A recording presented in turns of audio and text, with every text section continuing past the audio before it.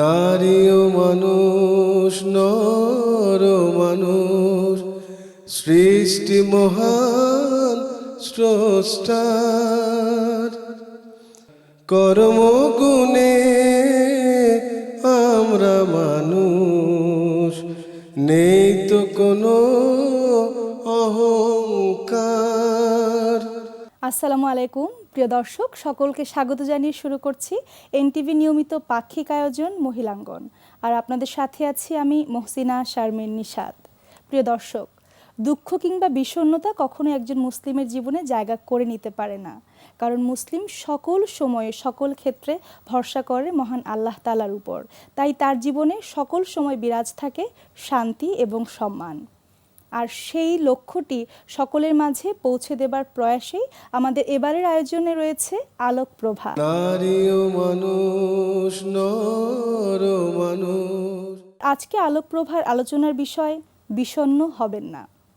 প্রিয় দর্শক, এই বিষয় নিয়ে আজকে আলোচক হিসেবে উপস্থিত আছেন ডক্টর প্রফেসর সালমা আইনি, শিক্ষক, ইংরেজি ভাষা ও সাহিত্য এবং লেখক।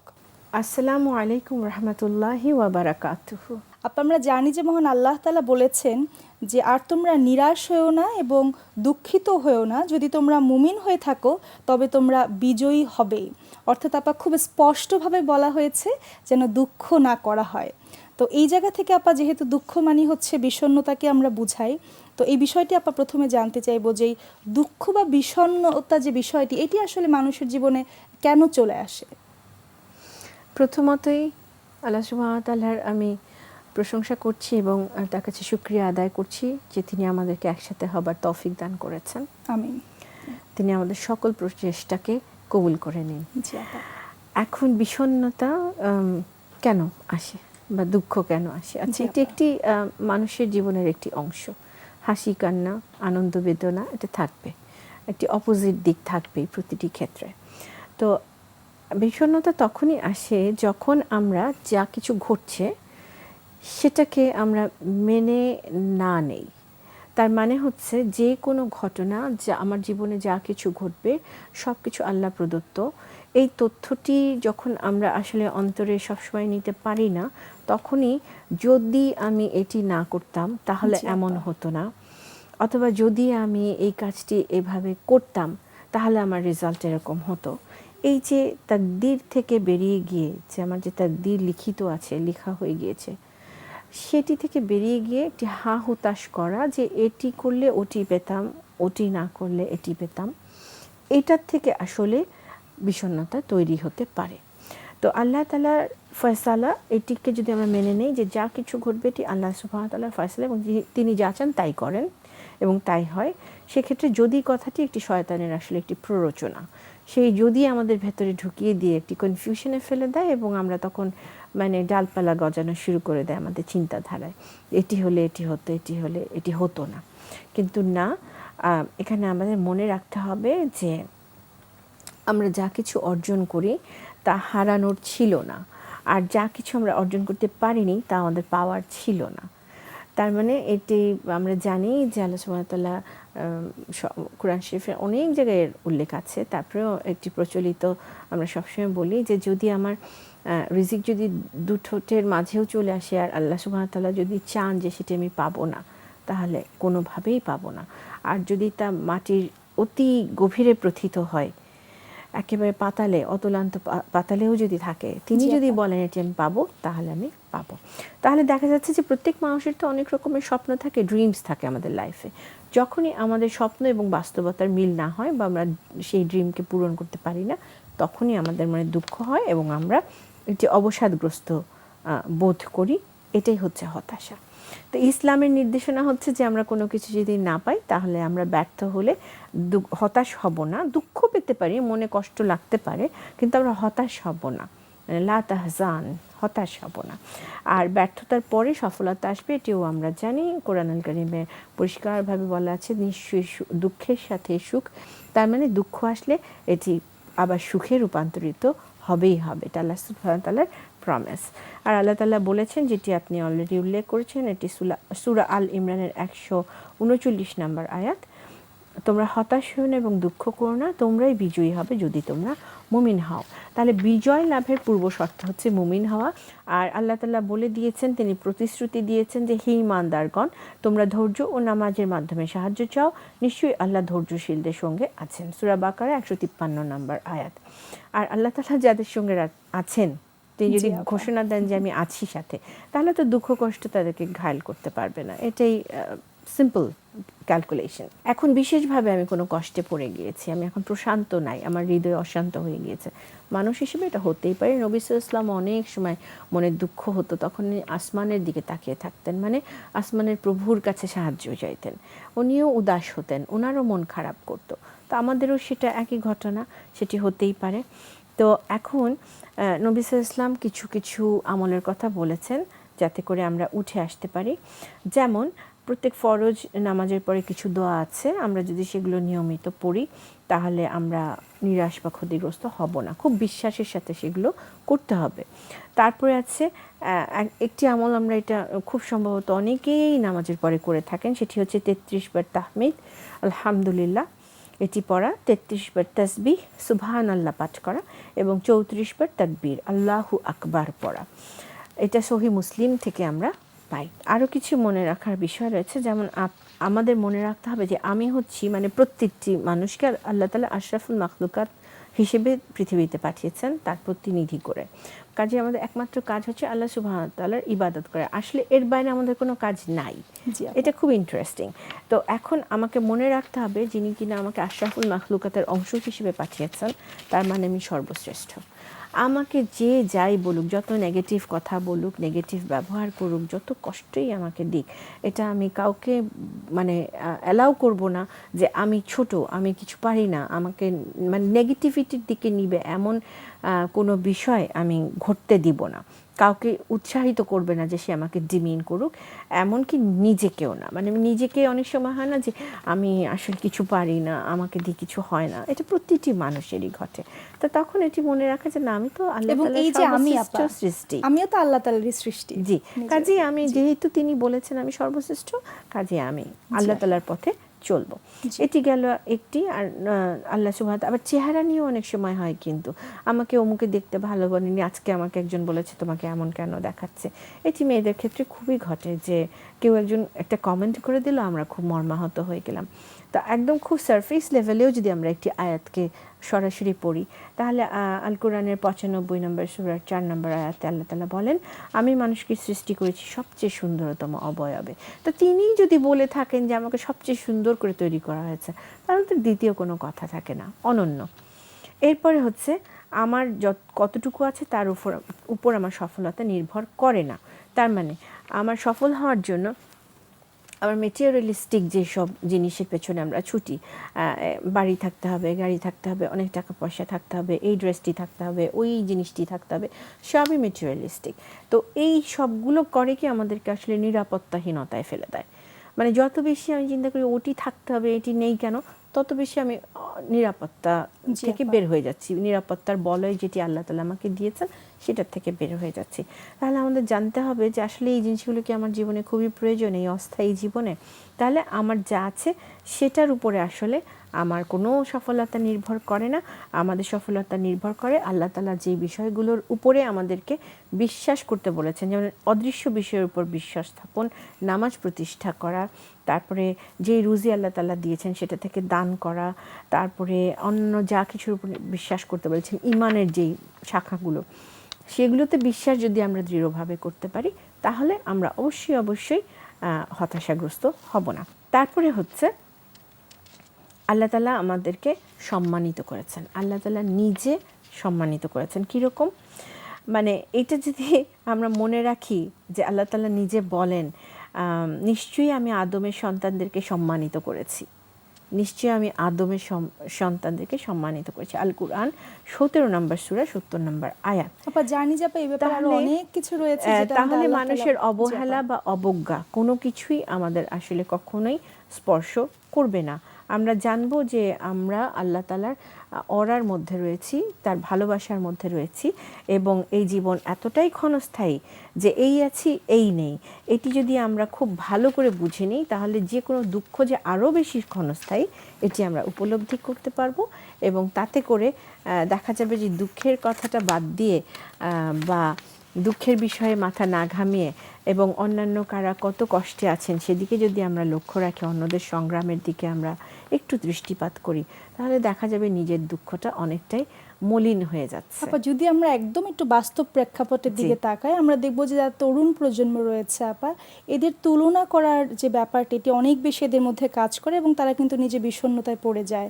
তারপরে এই বিষণ্ণতা থেকে শুরু করে কিন্তু আমরা অনেক সময় দেখি আপা ডিফারেন্ট সুইসাইড কেস থেকে শুরু করে এরকম আরও কিছু যেটি একেবারে ইসলাম অনুমতি দেয় না সেই কাজগুলো কিন্তু করে থাকে। তো আমি সেই তরুণ প্রজন্মের জন্য আপা যদি ইসলামিক কোনো ব্যাখ্যা থাকে বা তারা কিভাবে এই জিনিসগুলো থেকে ফিরে আসতে পারে, কোনো মেসেজ যদি আপা দিতে চান। জি, শুধুমাত্র তরুণ প্রজন্ম না, এরপরেও একটি প্রজন্ম আছে যারা কিনা একেবারে উচ্চ শিখরে উঠে গিয়েছেন কোনো কোনো ক্ষেত্রে, তখন তাদের হতাশা শুরু হয় যে হোয়াট নেক্সট।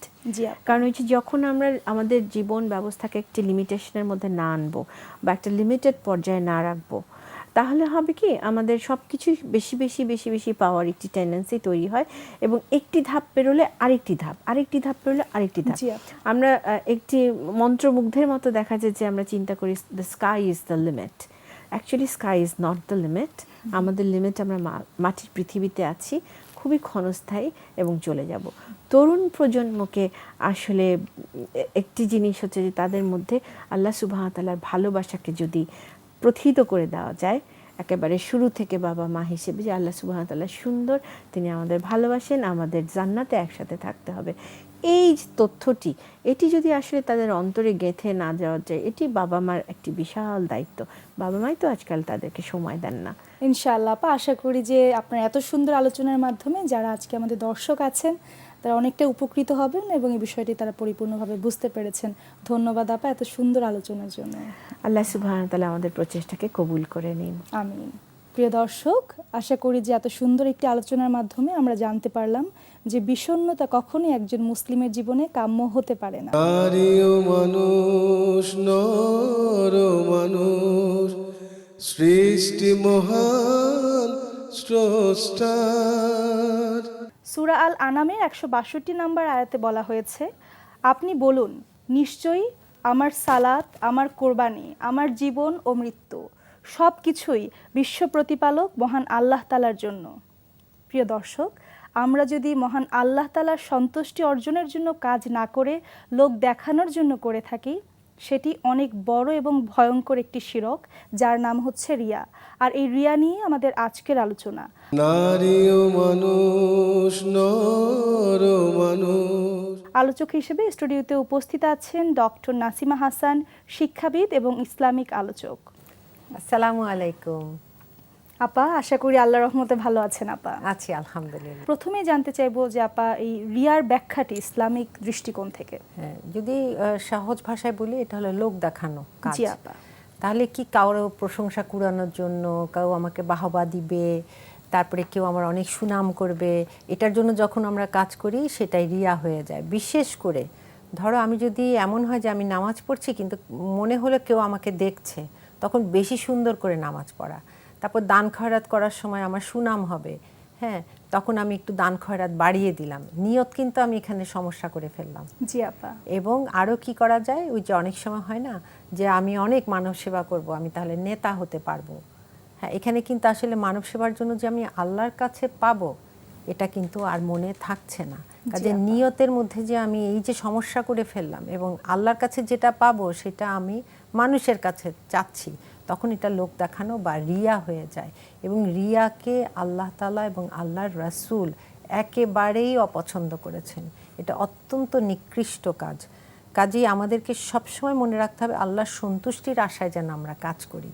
এবং যদি নিয়ত ঠিক থাকে তখন কিন্তু ঠিকই তুমি যদি দান করো, সাদাকা করো, রাস্তাঘাট নির্মাণ করো, তখন কিন্তু সেটা ইবাদতই হবে, সেটা রিয়া হবে না। অবশ্যই। কাজে একই কাজই দেখো, শুধুমাত্র আমার মনের কিছু সমস্যার কারণে, অর্থাৎ নিয়ত বা আমার যে ইন্টেনশন, এটার কারণেই কিন্তু একটি জিনিস আল্লাহর কাছে কবুল না হওয়ার কারণ হয়ে যাচ্ছে। আপা, এই ইসলামিক দৃষ্টিকোণ থেকে অর্থাৎ কুরআন এবং হাদিসের ব্যাখ্যাটি কিভাবে রয়েছে?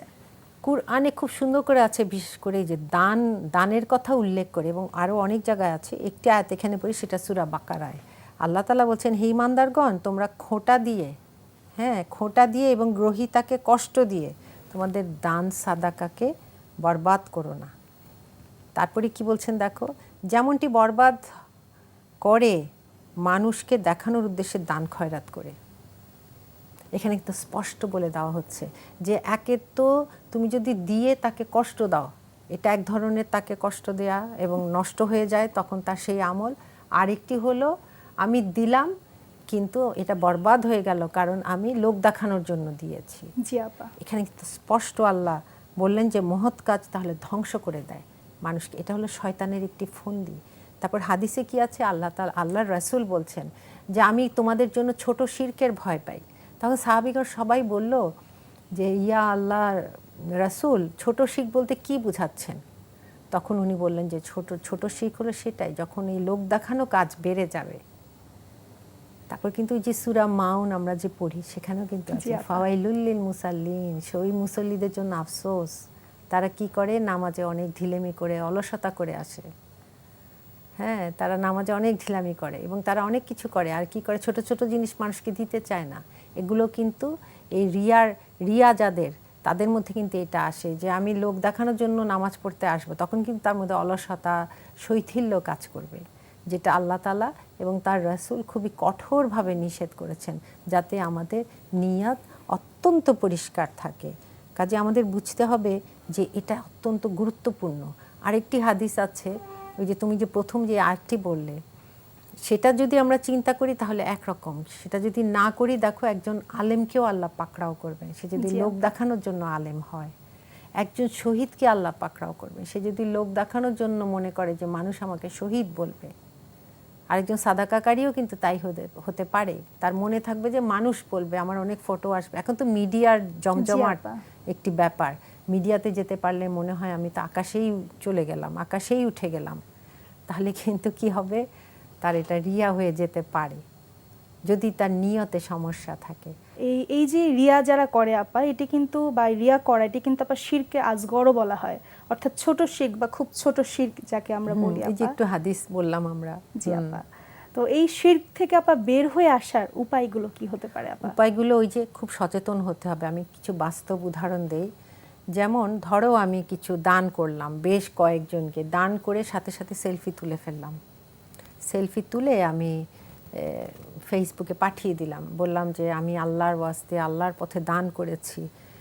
এখন আমার কাছে, আমি আমারটা বলি, আমি অন্যকে তো জাজ করার ক্ষমতা নেই, অন্যের মনেরটাও আমার নেই। এই যে আমি একটি প্রচার মাধ্যমে দিয়ে দিলাম, সামাজিক মাধ্যমে দিয়ে দিলাম, এটাই কিন্তু এক ধরনের শিরক হতে পারে। কেননা আমার মনের মধ্যে একদম যে এটা আসবে না যে আমি দিয়েছি, এই দেখো কতজন লাইক দিয়েছে, কতজন কমেন্ট করেছে, কতজন বলেছে আমরা উদ্বুদ্ধ হলাম, এই যে জিনিসটা, এটাই কিন্তু একসময় শয়তান আমাকে ফাঁদে ফেলতে পারে।